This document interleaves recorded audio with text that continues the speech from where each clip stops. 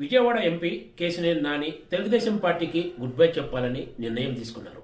ఈసారి విజయవాడ సీట్ ఇచ్చే అవకాశం లేదని అధిష్టానం సంకేతాలు పంపడంతో ఆయన తన దారి తాను చూసుకోవాలని నిర్ణయించుకున్నారు. ఆయన తన నిర్ణయాలన్నీ కూడా సోషల్ మీడియా వేదికగానే బహిర్గతం చేస్తున్నారు. అలాగే శనివారం నాడు కూడా ఒక పోస్ట్ పెట్టారు. తెలుగుదేశం పార్టీకి తన అవసరం లేదని భావించిన తర్వాత కూడా తాను ఇంకా ఈ పార్టీలో కొనసాగటం కరెక్ట్ కాదని కేశినేని నాని అందులో పేర్కొన్నారు.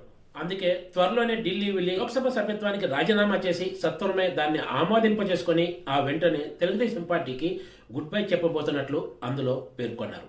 కేశినేని నాని శుక్రవారం నాడు మాత్రం పార్టీ అధినేత ఆదేశాలను శిరసావహిస్తానంటూ ప్రకటించి ఆ వెంటనే తనదైన శైలిలో అధిష్టానంపై విమర్శలు గుప్పించడం స్టార్ట్ చేశారు. గత కొంతకాలంగా కేశినేని నాని పార్టీ అధినేత చంద్రబాబు నాయుడుతో వ్యవహరిస్తున్న తీరుపై పార్టీ నాయకులు, కేడరు తీవ్ర ఆగ్రహంతో ఉన్నారనే